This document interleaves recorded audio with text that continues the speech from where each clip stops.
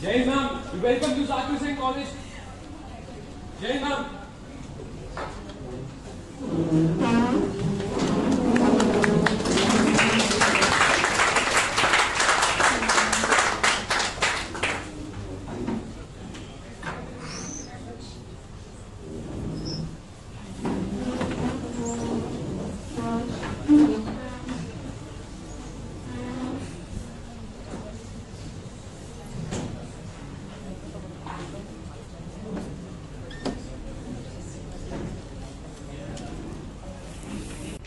So that means that if we talk about love or hate or fear, usually we assume that we know exactly what is meant by these terms, because it is emotions that we have experienced ourselves, and if we encounter them as historians in the text, so our actors speak about love, we say, oh, I know that, I know how it feels. But what happens if we don't take this step too quickly? If we allow emotions to have the same kind of history as other cultural phenomena also would have. We know that language is changing. We know that politics is changing. We know that social relations is changing. So what about emotions? Why should they not be changing? And I hold that the changes in emotion go all the way through. So it is not only that we have the same emotions, but we might name them differently, we might value them differently, but naming an emotion and giving it a certain value also transforms the way that the emotions is felt. So for instance, if you just compare a very basic emotion like love, which all of us know in some way or the other, and you compare the way that we talk about love today, the way that perhaps love is depicted in the films we all like to watch. Already in the films you see that love in a Hindi movie and love in an American movie seem to be something quite different. Then if you start looking at historical texts, the way people interact when they are in love also seem to be not that familiar as we assumed at the very first moment. So we can assume that love is changing. And the same goes to feelings like anger or fear, like feelings like honor or shame. So all these feelings have to be looked at in their context. And once we start looking at them with more detail, not assuming that we know them already, but trying to do that, what we always do as historians, looking at the text and looking at what the texts tell us, then we start to discover quite a lot of change. So the first assumption would be emotions change in history. The second assumption, or let's put it that way, where I would disagree from much of the previous interpretation, which also has pointed out strong emotions in mobilization, but has always tried to explain them as something which just happens somehow against the will of the people involved. So either it is manipulation, or it is that they were led in a certain direction, or that there were circumstances happening which led them to be overwhelmed by their emotions, but that's not what they really wanted. I think we can show here that there is a strong desire for passions. And I would link the strong desire for passions, this desire to really feel strongly, be it in a crowd, be it wherever, looking for the occasions to feel strongly, as much belonging to modernity as the need to discipline your emotions in the fact. So we need to look much more into the different circumstances. When do people need to discipline their emotions? But when is there also this overwhelming desire and this overwhelming ethics of we have to feel strongly and we have to show that we are feeling strongly. So to come to the conclusion, the subtitle of my book is From Balance to Fervor.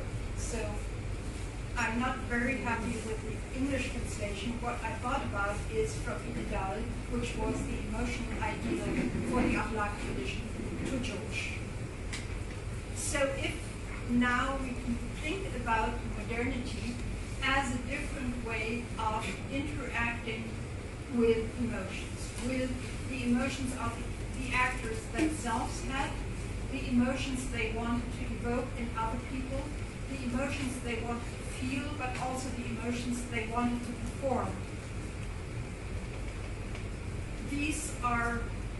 These changes in the emotions are crucial to the development of modernity, no less than the discipline process that Foucault talks about.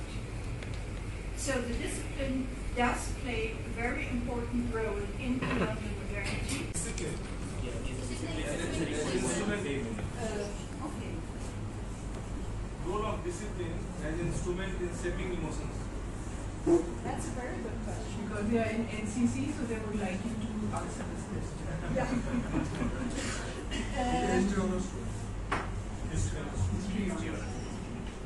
Yes and no. I think one of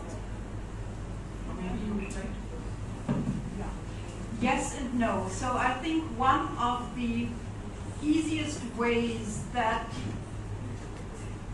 people working with Foucault have tried to challenge me on that is to say that these kind of emotions are part of discipline. So discipline works both for the control of emotion and also for the production of emotion. I think that works to a certain extent. I would be a bit reluctant to use the same term for controlling and for going for an excess of emotion. Of course, an excess of emotion is also something that you want. It is something that you learn. So discipline does come in to a certain degree. But if you read the text, it is, and especially the text written around the First World War, they are also very much against the central role of the will. So any form of discipline in order to bring about emotions still would work in the Aristotelian tradition that the will should control the emotions. So whether it is to rein them in or to let them go, but still the will is there to govern the whole process. What is happening at the moment that psychology comes in, and maybe crowd psychology comes in, you get a different approach to nature, and nature and the body are the forces who are pushing the emotions, and the only thing you should do is not resist the power of nature, because it is through emotions that nature guides a community. So the worst thing that you can do is to impose any form of teaching on the people you are responsible for, even if it would be teaching them emotions, because you can never do that as good as nature itself does it. So it is restrain yourself, don't even think about it, let go of consciousness, let go of discipline, let go of the will, and then this natural way of feeling is the good feel, it is the good way to save the community, because it will lead to very strong emotions. Any other question? As you said that emotion are dynamic, so the emotion change in a psychological manner or cultural? The emotion changes psychologically or culturally?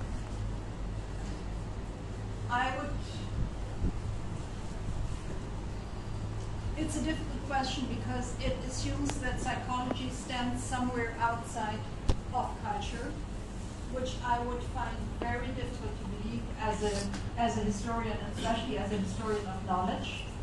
So I would say psychology is one of the ways of culturally interpreting the phenomenon of emotions, and that of course again changes through nature, through time.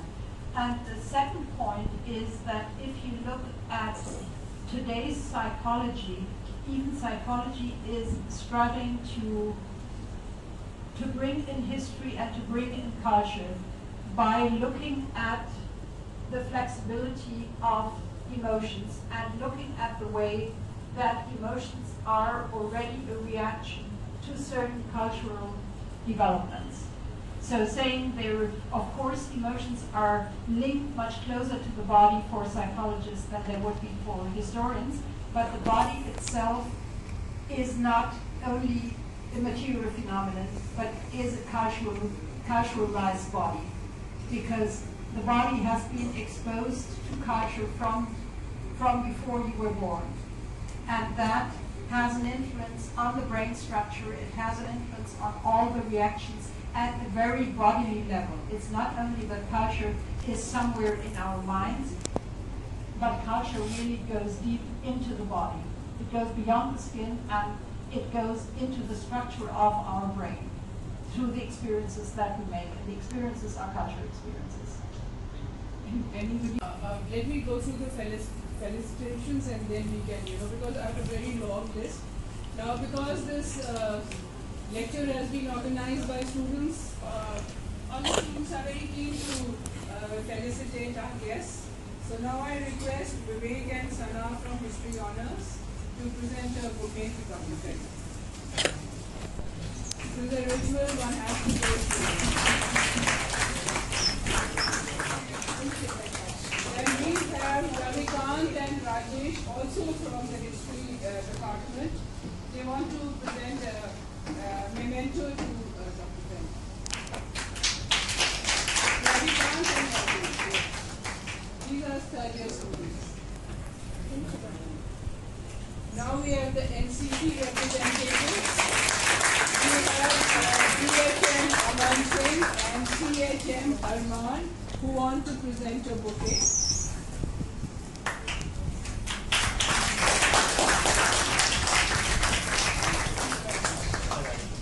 Again, NCC, JUO Sachin and JUO Deepak Das, they want to present a memento.